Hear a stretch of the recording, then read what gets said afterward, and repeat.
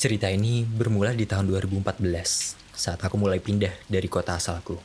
Sebut saja kota J yang ada di Jawa Timur. Aku ke Jogja untuk kuliah. Jogja sebenarnya bukan kota asing bagiku. Karena semenjak duduk di sekolah dasar, aku sudah berulang kali berwisata ke Jogja. Walaupun begitu, dari sekian banyak teman seangkatanku di SMA, ternyata hanya aku yang memutuskan untuk kuliah di Jogja. Tepatnya di salah satu kampus ternama di kota tersebut. Singkat cerita, aku tinggal di salah satu rumah kontrakan di daerah Sleman yang mana tak jauh dari kampus. Di sana aku tinggal bersama dengan 5 orang teman, yang mana mereka berasal dari jurusan dan daerah yang berbeda-beda. Di tahun pertama, kontrakanku dibobol maling.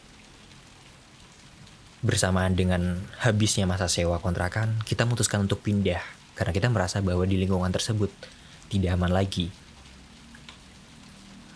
Beberapa hari kami habiskan untuk berkeliling, mencari rumah kontrakan yang baru. Akhirnya ada seorang teman yang menawarkan sebuah rumah.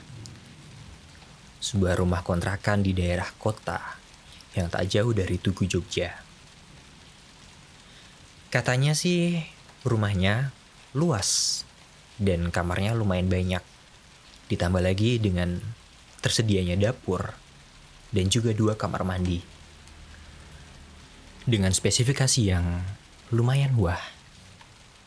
Ternyata kontrakan tersebut disewakan dengan harga yang murah. Murah banget. Kata temanku ini, ya gara-garanya agak angker. Tapi karena kita butuh tempat tinggal segera, pada akhirnya kita sepakat aja buat ngecek lokasi bareng teman-teman. Aku masih inget banget nih, tahun itu tahun 2015 dan lagi musim kemarau. Aku sama temanku kontrakan, dan pemilik kontrakan janjian ketemu di depan rumahnya.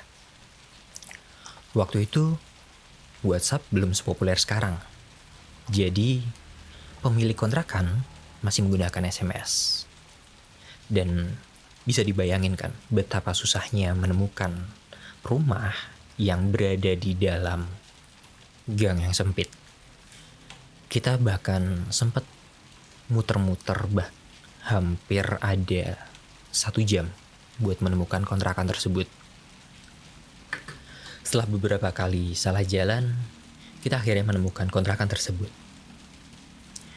Jujur kami agak kaget, karena dengan jalan yang sempit ini, ternyata rumah tersebut punya halaman yang cukup luas dengan pepohonan.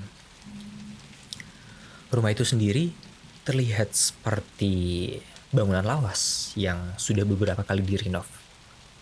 Bangunannya mirip bangunan limasan dengan teras. Memiliki ruang tamu yang cukup luas.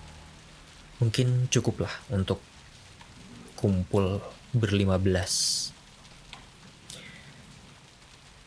Di ruang tamu itu ada sebuah pintu yang terbuat dari kayu jati. Cukup tebal. Dan itu menjadi penghubung antara ruang tamu dan ruang tengah. Dari ruang tengah ini, kita bisa melihat langsung pintu menuju kamar-kamar. Yaitu ada di sebelah depan dan sebelah kiri. Dan di sebelah kanan ada sebuah pintu lagi yang mana itu menghubungkan pada sebuah lorong. Di mana lorong ini kita fungsikan sebagai tempat parkir kendaraan bermotor. Di ujung lorong masih ada 1 kamar lagi, dan di belakang kamar tersebut ada 2 kamar mandi. Sebenarnya masih ada 1 ruang lagi.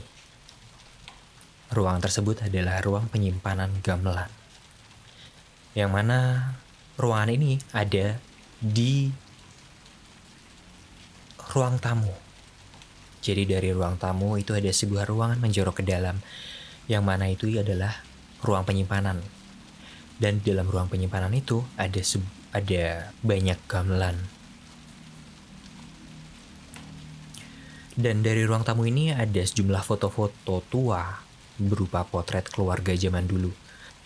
Jujur sampai sekarang aku juga nggak tahu itu adalah foto siapa.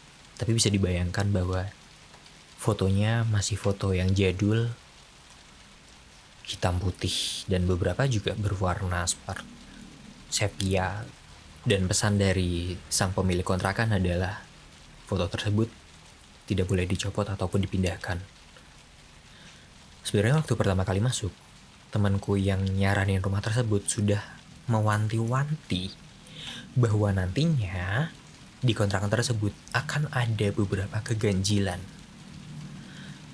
Namun ya emang karena kita kepepet ya, terlepas dari budget dan juga waktu, kita nggak punya pilihan lain dan ya udah kita mengiyakan aja. Dan ternyata kejadian tersebut ternyata terjadi di hari pertama kita tinggal di kontrakan tersebut. Saat pemilik menunjukkan ruang tengah, teman kita nih, yang dia sedikit peka, langsung kaget.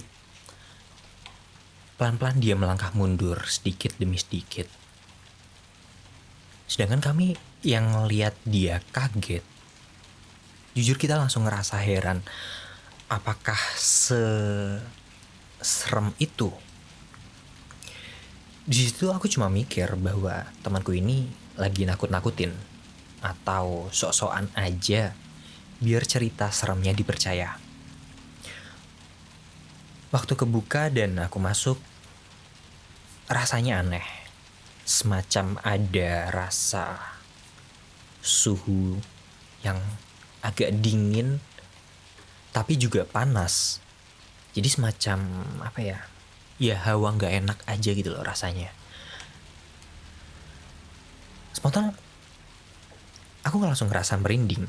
Dan tengukku ini rasanya kayak anget gitu. Di situ si pemilik rumah cuma senyum-senyum aja sambil nerangin berbagai hal terkait teknis penyewaan. Beralih dari ruang depan, kami bergeser untuk melihat keadaan dapur dan kamar mandi yang terlihat rapi bersih. Namun sedikit berdebu karena ya mungkin udah hampir sebulan gak dibersihin. Lagi-lagi kami di semacam merasa perasaan aneh dan suhu udara yang tiba-tiba beda aja dibandingkan dengan ruang sebelumnya. Jauh setelah kejadian itu, salah satu temanku yang pada akhirnya cerita kalau dia sempat lihat sesosok cewek kurus. Sosok tersebut berdiri di pojokan kamar mandi.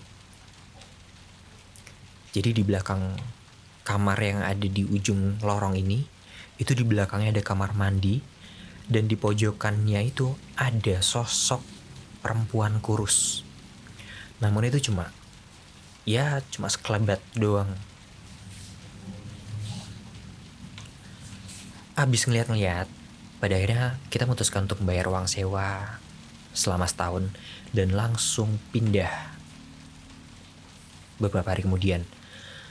Selama proses pindahan dan menata berbagai barang, sebenarnya gak ada kejadian aneh sih. Sampai tiba di suatu malam. Di suatu malam di mana cuma ada aku dan satu orang temanku. Kita tidur di kontrakan malam itu. Karena teman-teman kontrakan yang lain itu kebetulan lagi pada balik, lagi pada pulang kampung beberapa hari. Jadi kebetulan waktu itu lagi libur panjang, bukan libur panjang istilahnya long weekend. Dan teman-teman memutuskan balik sementara kita yang lumayan jauh ya. Tempat kita yang lumayan jauh pada akhirnya memutuskan untuk tetap tinggal di sana. Di malam itu suasananya sebenarnya biasa aja. Sampai jam 12. Aku mulai ngerasa ngantuk tapi gak bisa tidur. Rasanya tuh kayak aneh aja. Gelisah gitu loh. Gelisah kanan kiri, guling-guling sambil dengerin lagu. Waktu itu internet belum belum belum semurah sekarang. Jadi kita belum familiar dengan YouTubean di HP dengan kuota. Jadi kita nonton film yang ada di laptop. Tapi itu juga masih belum ketiduran. Harapannya sih nonton film biar ngantuk. Tapi ternyata gak tidur-tidur. Sampai pada akhirnya jarum jam menunjukkan angka 2:04. Waktu itu malamnya sunyi banget. Jadi cuma kedengeran angin sama daun-daun dari pohon yang ada di depan. Dalam keheningan itu tiba-tiba aku mendengar ada suara orang jalan di lorong sebelah. Kan aneh banget ya. Itu suara siapa? Waktu itu aku mikirnya itu adalah temanku yang kebetulan bangun. Atau gimana. Karena waktu itu aku malas buat noleh ke belakang. Jadi siapa tahu ya temanku lagi pengen ke toilet atau gimana. Ya karena lagi asik nonton, ya udah aku cuekin aja. Cuma suaranya ini aneh banget. Suaranya itu kayak langkah kaki agak diseret di lantai gitu, terus pakai sendal jepit. Jadi ada suara semacam berdecit karet. Nah, dan yang bikin aneh lagi, ini bikin aku bertanya-tanya ya, ini beneran temanku atau bukan sih kayak gitu. Makin lama itu makin kenceng, makin kedengeran ada suara gemerincing mirip suara rantai. Atau kalau aku bayangin, suaranya itu seperti orang lagi jalan tapi tangannya itu tuh sambil goyang-goyangin seikat kunci. Aneh banget tuh. Yang bawa kunci kayak gitu siapa? Perasaan di kontrakan ini tuh gak ada orang yang punya banyak kunci terus diikat jadi satu, itu gak ada. Pelan-pelan aku noleh ke belakang. Dan aku kaget banget. Karena ternyata temanku, dia lagi tidur di belakang. Suara itu kedengeran lagi. Di sini aku makin panik. Jadi pintu yang menuju lorong itu ketutup kondisinya. Aku gak bisa lihat apa yang ada di balik pintu itu. Dan di saat itu aku juga gak mau lihat. Cuma dari suaranya ini makin ngedeket lagi. Suara langkahnya makin kedengeran jelas. Suara kuncinya makin kenceng. Tiba-tiba suaranya hilang. Bener-bener hilang dan suasana balik lagi sunyi. Di kesunyian itu aku coba ngecek kamar sebelah. Siapa tahu ada laptop yang lagi muter atau gimana gitu. Tapi ternyata gak ada. Aku bukain satu persatu kamar-kamar dan aku pastiin gak ada orang lain selain kita berdua. Aku mau buka pintu yang menuju lorong itu tapi aku gak berani. Dan yang kulakukan berikutnya adalah ya udah aku langsung merem aja, tarik selimut dan tidur di ruang tengah bareng temanku yang udah tidur duluan.